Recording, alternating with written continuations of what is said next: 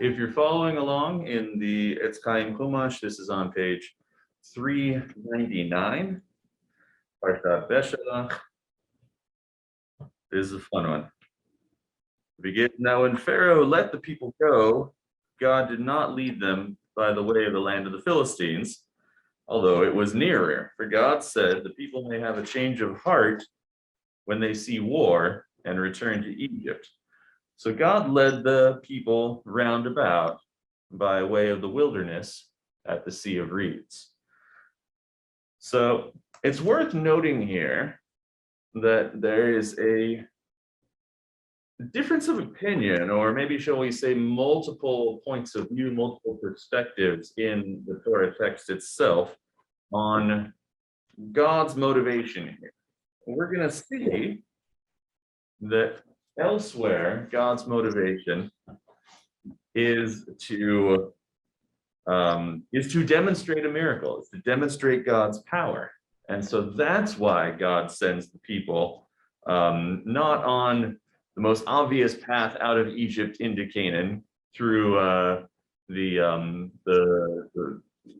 basically like up the coastal highway to the land of the Philistines. God wants to send them through. God wants to send them through the desert, through the wilderness, in order to make a miracle happen. But here, we're told something very different. Here, we're told that God's motivation is based on concern.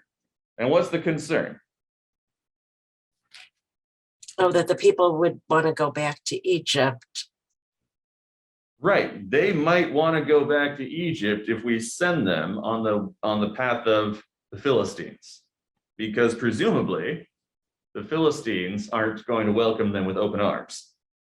And so what we're looking at here is the possibility of leaving Egypt and then immediately being at war, immediately being in the war of conquest of the land of Canaan. And God doesn't think the people are ready for that. Now, that very well may be correct. That and that's certainly a good explanation, a good reason for what's happening here. It's just interesting to note that it's not the only one.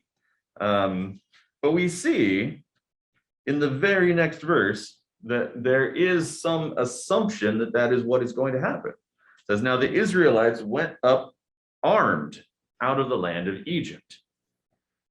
They left with weapons. They left ready for a fight. Where do you think they got those weapons?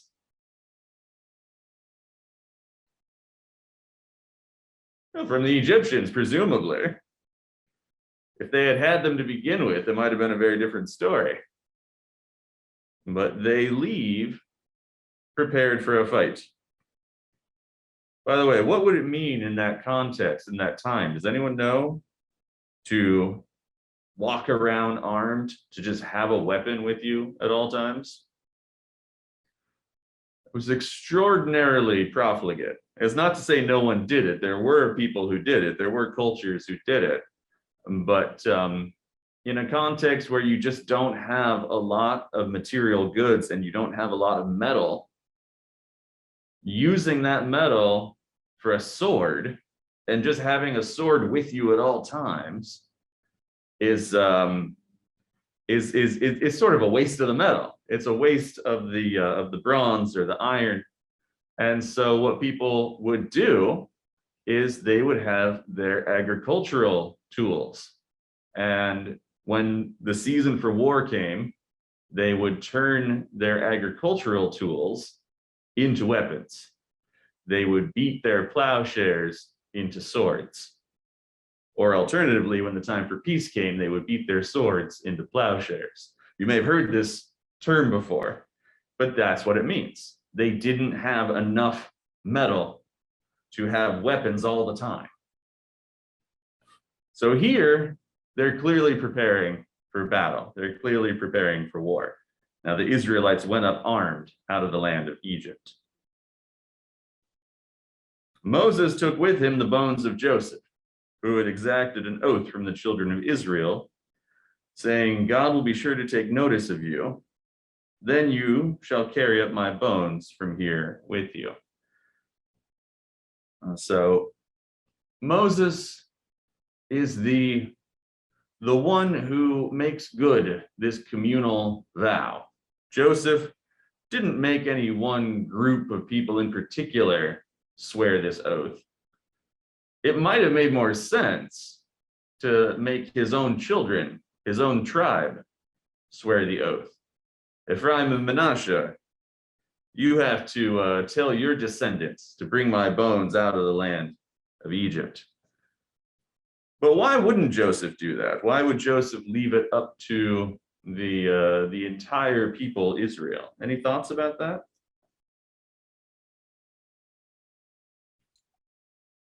Maybe because you don't always know what people are going to do, especially that many generations later. And so the more people who know, the more likely somebody's going to do it. That's right. Yeah, I think that's a really good answer. I think there's Joseph, for all his virtues, he has no idea what's happening in a few hundred years. And he's very interested in making this happen. So he just tells everyone, this is something that needs to be a communal responsibility. And in this moment, it's interesting, this moment is one of the spots where you see Moses really evolving, Moses really growing, stepping up into his position of leadership. He has been fairly uncomfortable as a leader. He has not really wanted this role as the spokesman of Israel. And yet here, without any hesitation, seemingly, he is happy to step up and be the one who fulfills the communal obligation, as would befit a leader. There's an interesting midrash on this, actually, that this is a sort of cascading or crescendoing intergenerational zchut.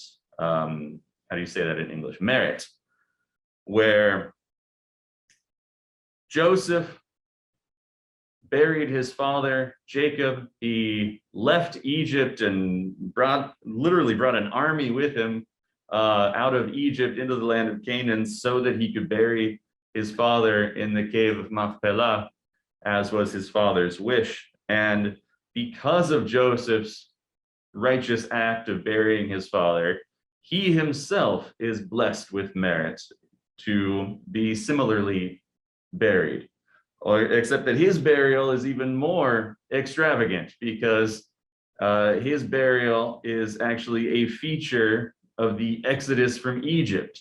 So much like Joseph leaving with the army, now Joseph's remains are leaving Egypt with the entire Jewish people. Joseph's bones will be present at the giving of the Torah at Mount Sinai, and Joseph will be with his remains will be with the people in their 40 years in the wilderness, and will ultimately be buried in an extravagant ceremony in the land of Israel in the generation of Joshua after the conquest.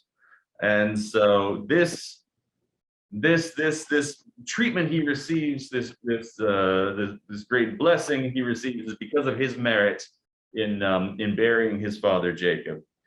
And then this merit is itself passed on to Moses, who is buried in an even more extravagant ceremony. It's not public. We don't know where Moses is buried, but Moses is the only human to receive the blessing of being buried by God. That God takes Moses's body and God buries Moses in a site that nobody knows. Nobody knows where it is except for God. I have a question. Please. God did not tell Moses to bring the bones, right? Moses just remembered to do so. Is that Yeah, correct? it would seem so. There's no specific instruction here. So the truly remarkable thing I find in that is that, I mean, this is a long time, generation to generation. Oh, let's not forget to bring Joseph's bones. I mean, everybody else is a direct, relative of the person who is burying.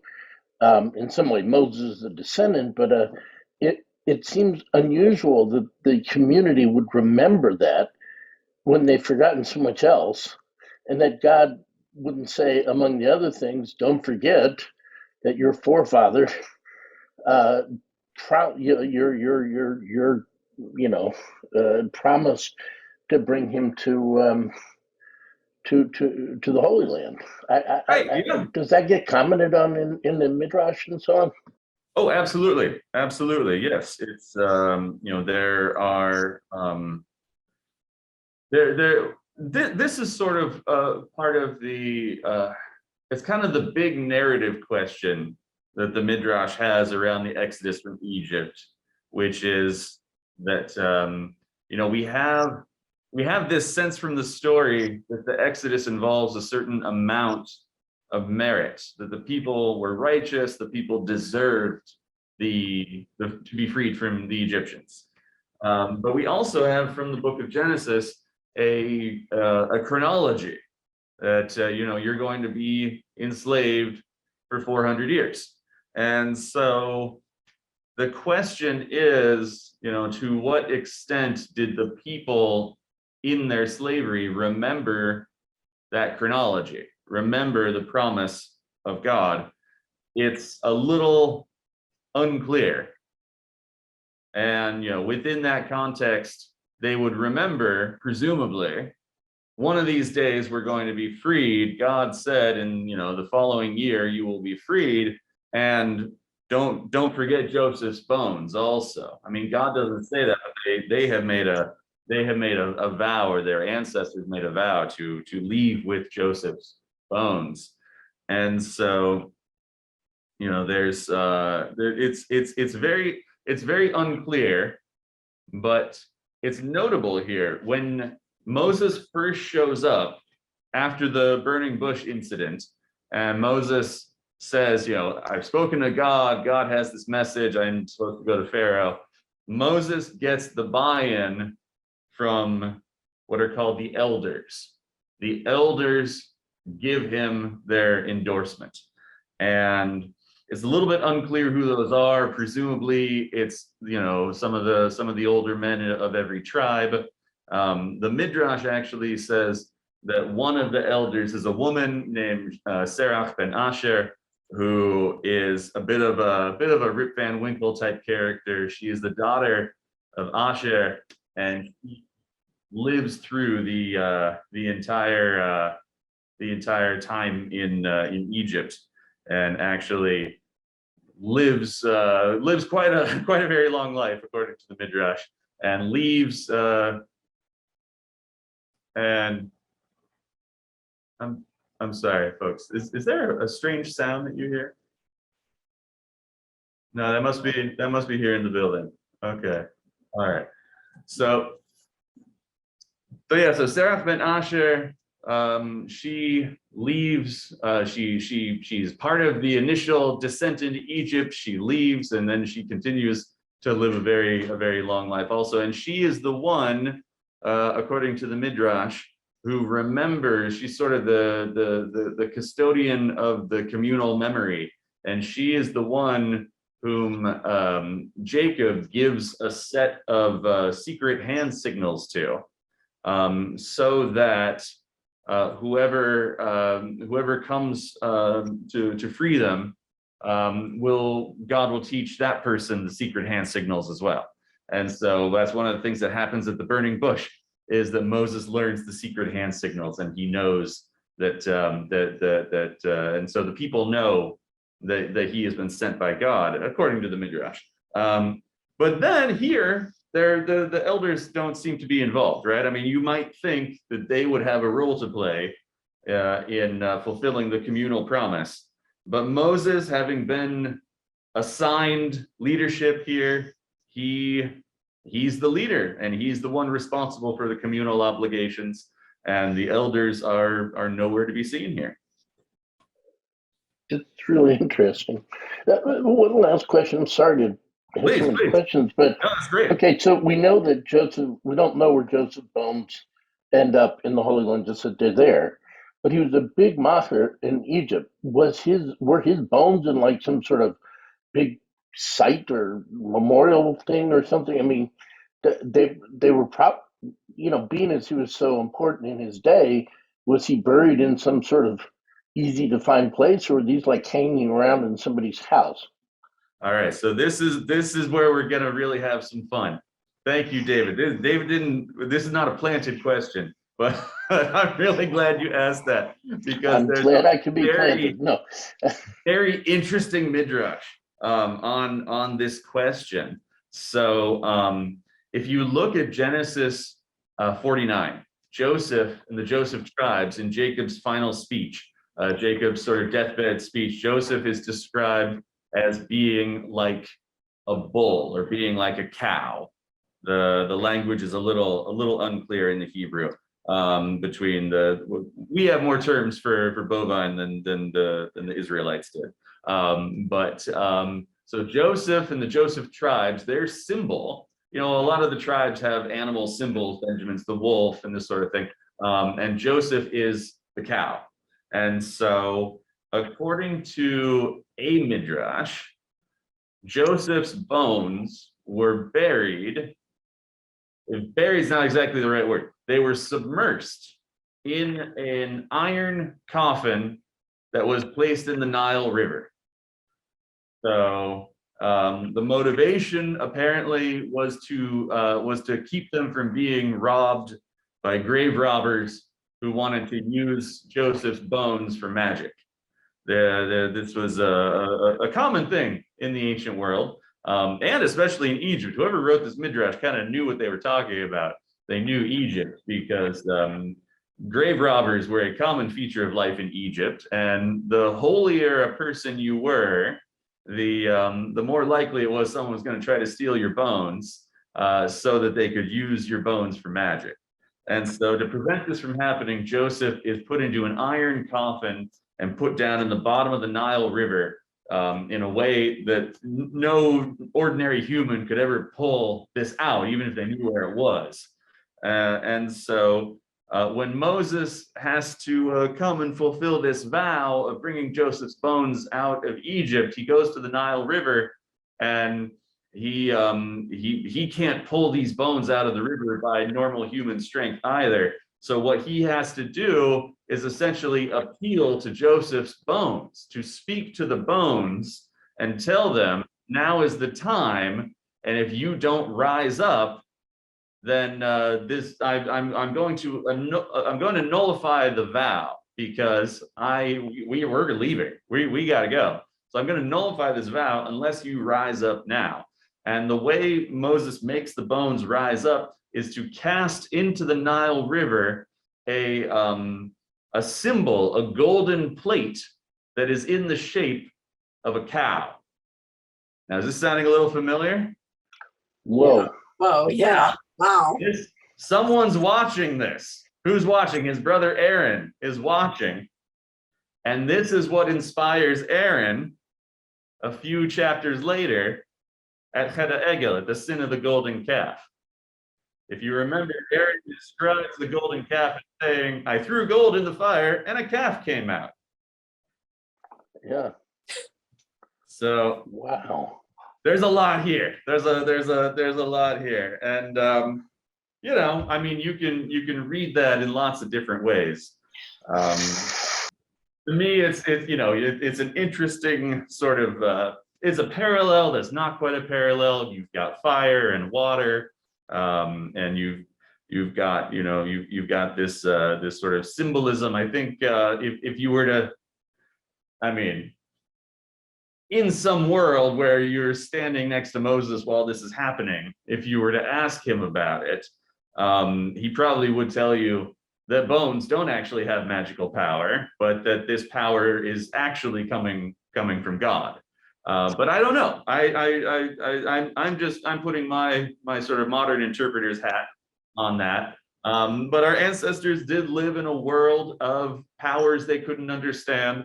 And so it's entirely possible that they thought that Joseph's bones were themselves doing this. I'll say one final thing, which is that we do actually, apparently, supposedly, know where Joseph's bones are buried. The book of Joshua says that Joseph is buried in Shechem, in the modern Palestinian city of Nablus. And if you go into the middle of the city, there is a shrine to Joseph. And this has been understood by the past few generations of Jews to be our Joseph, the Joseph from the Torah. And so every once in a while, a group of intrepid individuals will hike into the city of Nablus, pray at the site of Joseph's bones, and then run away before they can be arrested by either the Palestinian or the Israeli police, because it is illegal for them to set foot in the city of Nablus.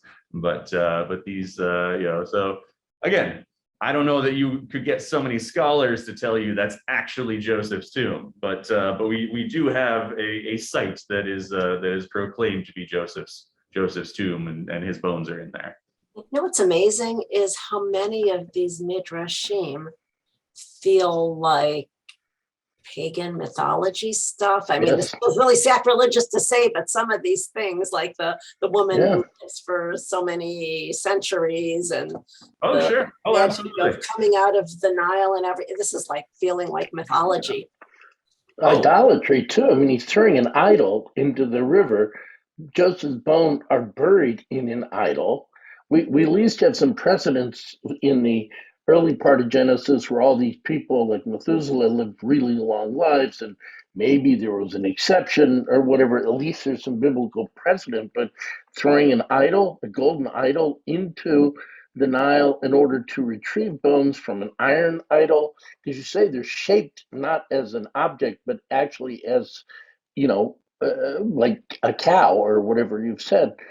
And by the way, in the Eitz Chaim, it says wild ass. Is wild ass the same thing as cow in the Hebrew translation? Because I noticed that they give the same translation for Issachar, but Issachar is an entirely different word for wild ass. Oh, you're right. No, I misspoke. It's not Genesis 49. It's on the other end. It's in Hazinu in Deuteronomy. Yeah. So he changes. That's what it is. That changes things a little bit, doesn't it? Well, no, I mean it changes. One is a wild ass, and then he's a cow. Not a very masculine symbol either for one of the 12 tribes. A cow is it's a. I suppose not. Yeah. It's amazing, all the translations. I've got an art scroll Tanakh, and that part that was in Genesis, they translated it as like favored son or special son or something, like obviously. Wild ass is favored son? Yeah, something like that. Yeah, right. So it's obviously some, higher up interpretation of the animal image.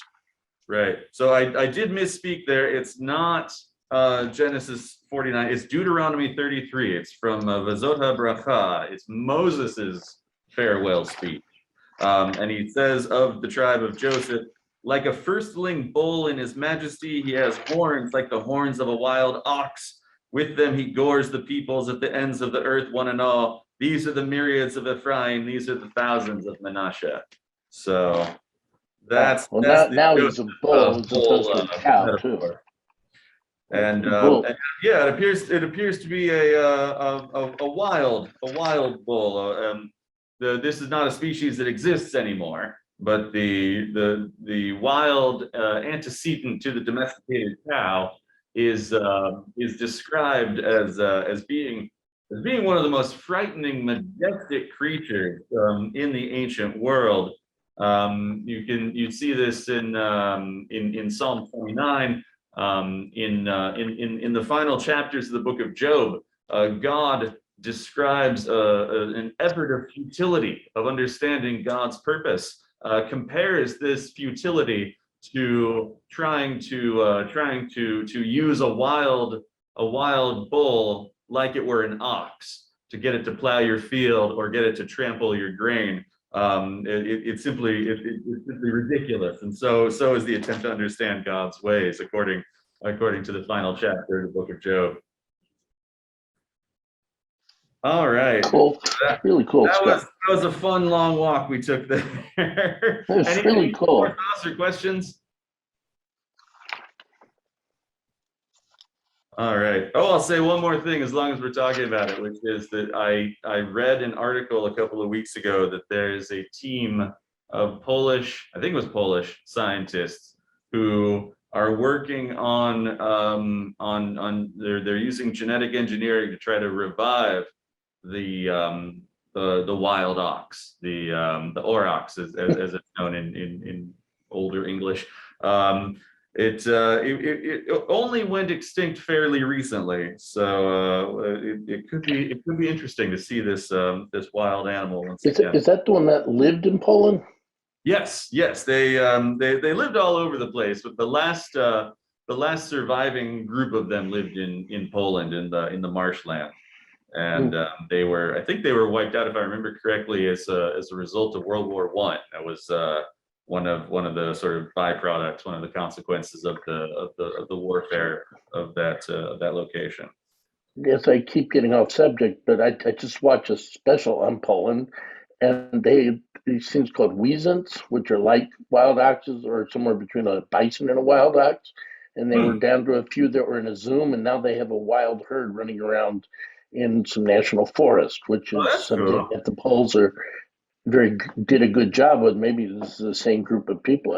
I didn't pay any attention to the scientists, mostly just to the reintroduction of these things in a while. That's very interesting. Oh, I should check that out. That's really cool. All right, let's jump back into the text here. A lot of great conversation about only a couple of verses, which is good. I like it when that happens. But we should try to hit a few more verses here.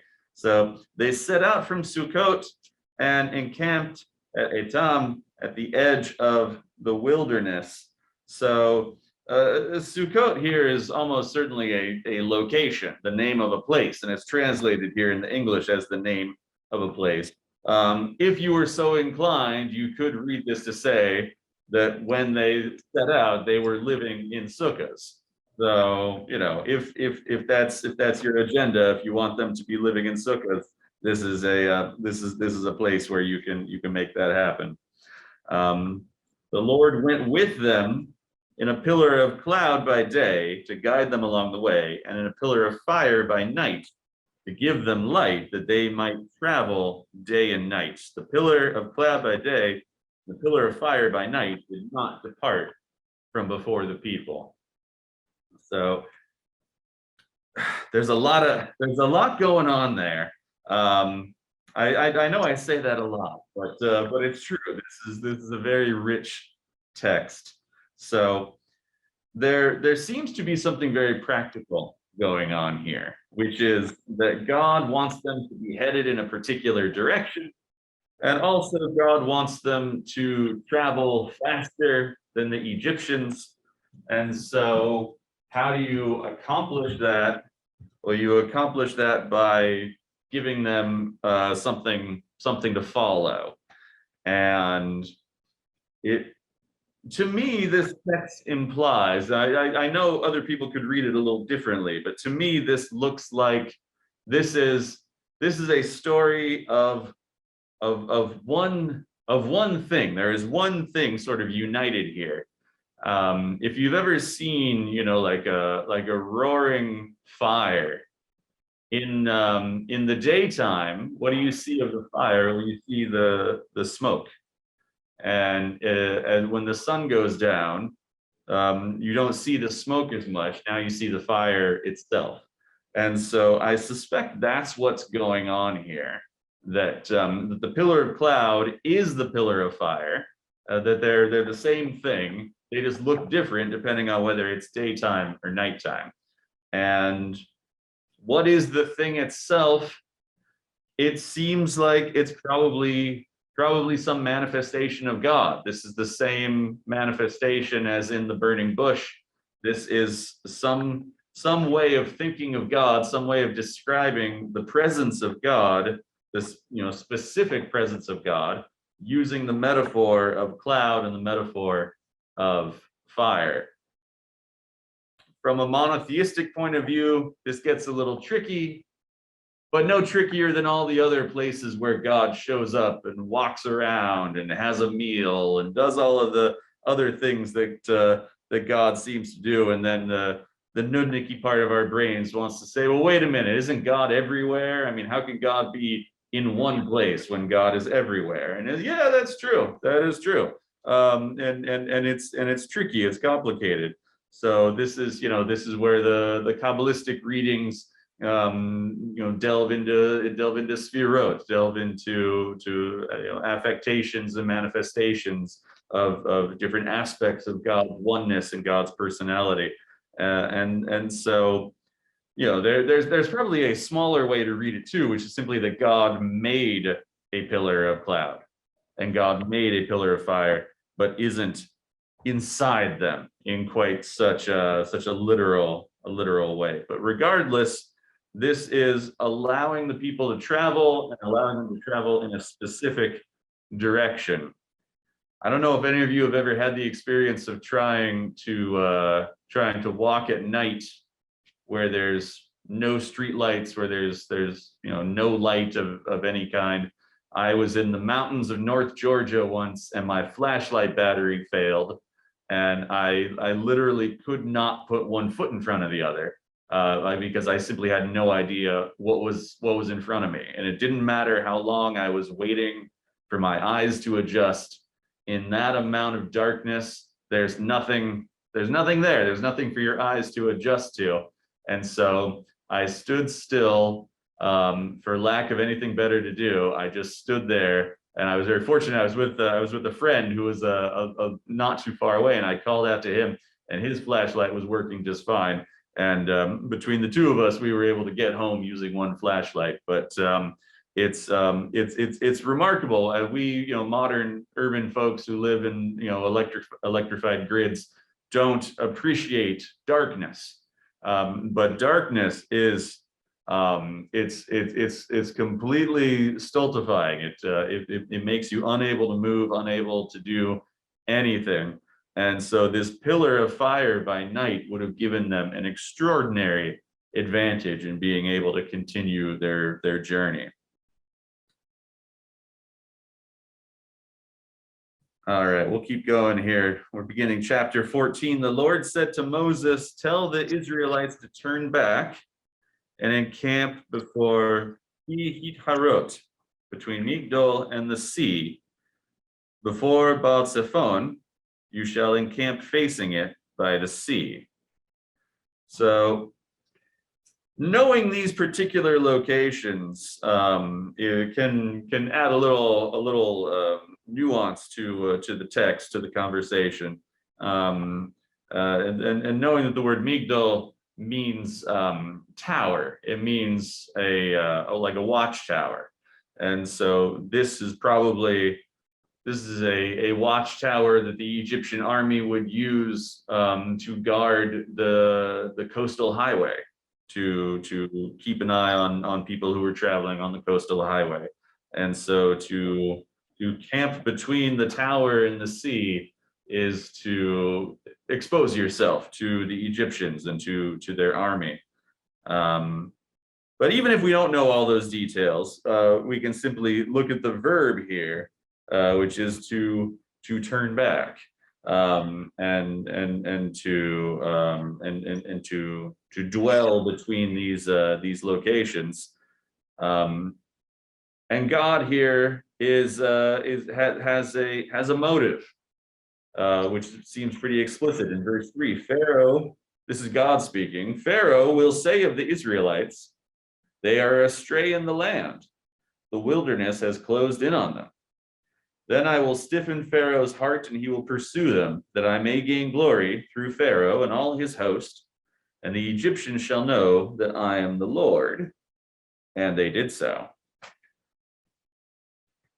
So this didn't have to happen. Right? There was absolutely no need for this to happen. The last time we left this conversation between Israel and Egypt, it was, okay, get out of here. I mean, that was what Pharaoh said. Like, okay, get out of here. Death of the firstborn, terrible plague. And they were just ready for this to be over, and they were ready for the Jewish people to be gone. But now we're told that that's not enough. But why? What's going on here? What's God's motivation in all this?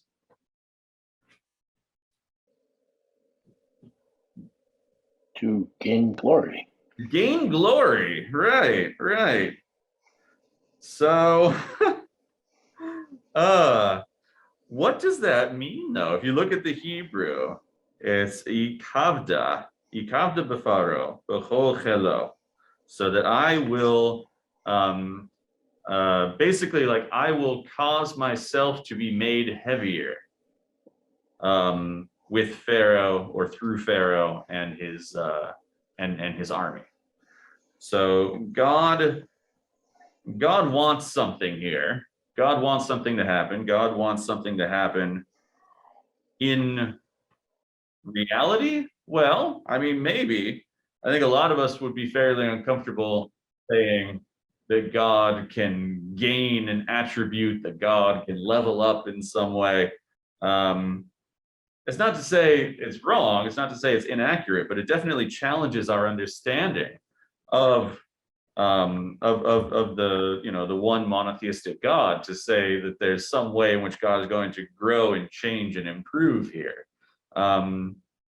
Some people would be fairly comfortable with that. Some people are fairly uncomfortable with that.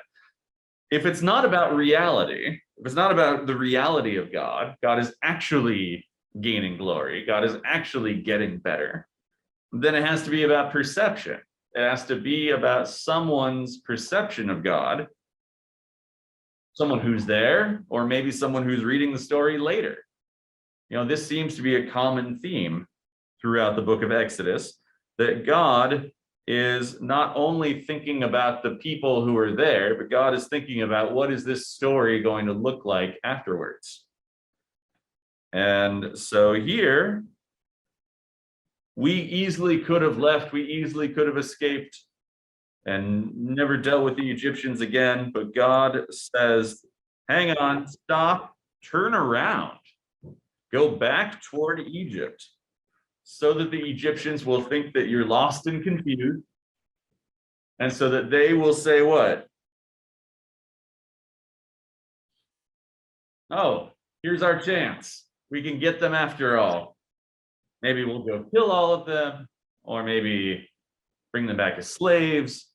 It's a little bit unclear, but definitely it's not, you know, the Egyptians are planning something that we're not going to like, whatever it is. But God is also planning something here. God has this all worked out ahead of time. It says, when the king of Egypt was told that the people had fled, Pharaoh and his courtiers had a change of heart about the people and said, what is this that we have done, releasing Israel from our service? He ordered his chariot and took his men with him. He took 600 of his picked chariots, the rest of the chariots of Egypt with officers in all of them. The Lord stiffened the heart of Pharaoh, king of Egypt, and he gave chase to the Israelites. As the Israelites were departing defiantly, the Egyptians gave chase to them, and all the chariot horses of Pharaoh, his horsemen, and his warriors overtook them and camped by the sea near this place, Pi Hahitarot, before Baal Zephon. So this is all working out according to the way God laid it out. Now you could imagine, on a sort of textual level, just beginning this chapter at verse 5. And then it tells you everything you need to know, right? Almost everything you need to know. The people are, the Egyptians have a change of heart. They get their chariots. They go chase after the Israelites. And they appear to be intent on re-enslaving them. And the warriors overtake them encamped by the sea. But if that were all we knew, if all we knew were verses 5 through 9, we'd miss a couple of important facts in the story. One is that the Israelites actually turned around to be a more tempting target to the Egyptians.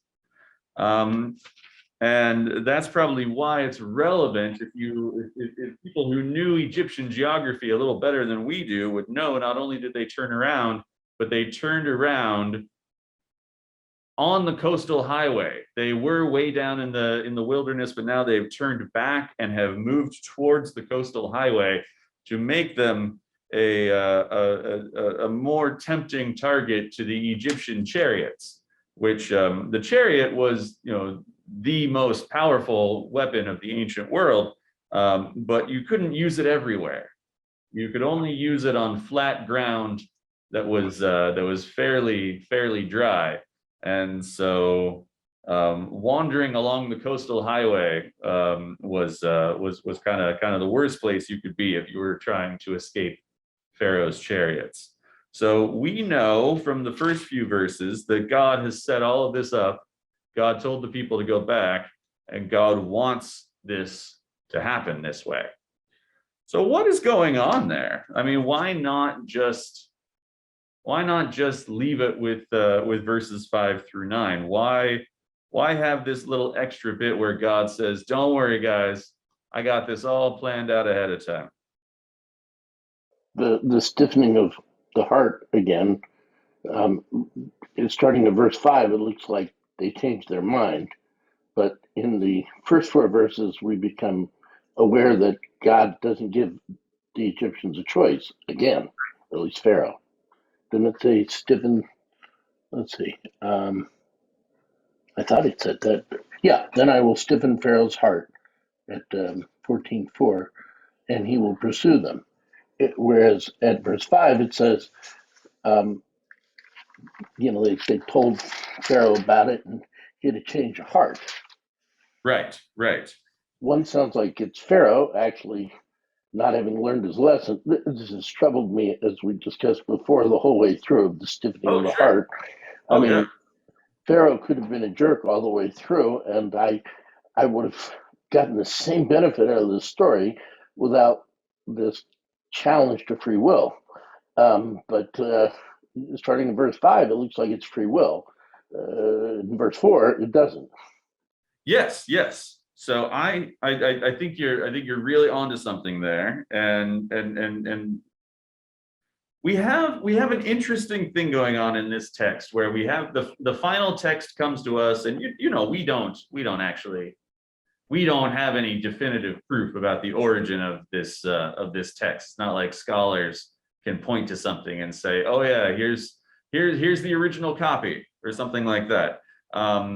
Scholars think that the Torah was sort of accreted over multiple generations, and there are voices in this text that are speaking to earlier layers of the text. Obviously, that's not the traditional Jewish point of view, which is that it comes from Moses, sort of like Athena emerging with her armor, and so. But if we accept the premise that there are multiple voices going on in this conversation, it seems like there was an initial version of this story in which the story was very fun and dramatic, and you didn't know who was going to win. I mean, ultimately in the back of your mind somewhere, as you're sitting down with your popcorn, the Avengers are gonna defeat Thanos, but you don't know how, and it's very exciting in the time, right? But then someone said, well, this story of God barely winning doesn't actually reflect very well on the nature of God, and it's not an accurate way to describe what happened here. And so we need to clarify, even at the cost of making the story much worse. The story is much more boring when you know ahead of time exactly who's going to win. Pharaoh is the mighty, mighty Pharaoh, but he never actually has a chance against God, who created everything. I mean, come on. That's ridiculous. And so we suck all the drama out of the story to say God planned this all out ahead of time. This everything that looked very exciting, this was God planning it out ahead of time. You thought you barely escaped, but you didn't barely escape. You escaped exactly according to God's plan. As someone who used to write screenplays, it feels like you're taking all the energy out of it. But from a theological perspective, this is someone trying to clarify the nature of God. God isn't barely stronger or just enough stronger than the Egyptian gods.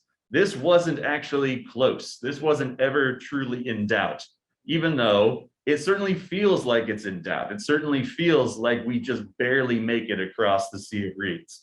But someone here is very interested in saying, no, that's not true. That's not the case. It was always fine. Everything was going to be fine because it's God. God in this story is much more powerful than any other being in the story, to the point where you can't even compare. And so someone here is very interested in drama, and someone here is very interested in theology. Well, you know where the drama is and I love your metaphor about screenplays, because I've laned at least like the first part of this Parsha before, and the Torah trope, that's like the soundtrack, that's extremely dramatic. It's like when I'm doing that, it's like, oh my gosh, it's like you feel their hearts pounding from whoever set it to music. Right. Oh, that's wonderful. Thank you. Yeah. All right. So we'll keep going here. We'll look at more of the drama. Verse 10. As Pharaoh drew near, the Israelites caught sight of the Egyptians advancing upon them, greatly frightened. The Israelites cried out to the Lord, and they said to Moses, "Was it for want of graves in Egypt that you brought us to die in the wilderness? What have you done taking us out of Egypt? Is this not the very thing we told you in Egypt, saying, 'Let us be, we will serve the Egyptians'? For it is better for us to serve the Egyptians than to die in the wilderness." So the people here are very upset. They're very distraught. As is, fairly reasonable from a certain point of view. But Moses said to the people, "Have no fear, stand by and witness the deliverance which the Lord will work for you today. For the Egyptians whom you see today, you will never see again. The Lord will battle for you. You hold your peace." So we're setting up something here which is very, very intense and dramatic. Why is Moses going out of his way to say you'll never see them again? Well, it could be that the people are terrified because this army that's descending on them, these are not strangers to them. These are the people that they have been living with all their lives. The Midrash actually says that the army was largely composed of the same men who were the taskmasters, who were the slave keepers. And so these people were coming to reclaim what was theirs. These were the men who were anticipating a return of their property, a return of the Israelites into slavery, and the Israelites are fearing that as well. They know who's coming to get them, and so they see a future of enormous suffering waiting for them if the Egyptians are going to do what they plan to do. And so for Moses, it's a very bold claim to say, you will never see these people ever again. You will never deal with these Egyptians ever again. These specific men you will never see again. But it turns out to be true.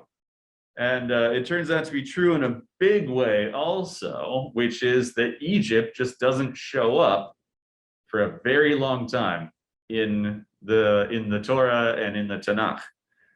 You know, you hear reference to it later, like, oh, we were slaves in Egypt, don't forget. But you never see, it was the 38th year of the wandering in the wilderness and the Egyptian army came up. No, that doesn't happen. Nothing like that ever happens. You never have a story in the book of Judges of when the Egyptians invaded the land of Canaan. That never happens. The next time you're going to see an Egyptian show up in the Bible after this is when King Solomon marries one. King Solomon marries the daughter of Pharaoh. And so Moses is 100% right here when he says, you will never see them again. It is as though Egypt is sort of erased from history for a few hundred years. And maybe this corresponds to one of the dark periods in Egyptian history when their empire is sort of destroyed and they have to retreat, or Egypt itself is conquered by invaders from various directions. It's hard to line that up precisely, but there does appear to be something quite striking here, that Egypt, which has been the main sort of one of the main characters, the main bad guy, the big empire, not only are we going to defeat them, but they're just going to kind of disappear from the story for a very long time afterwards.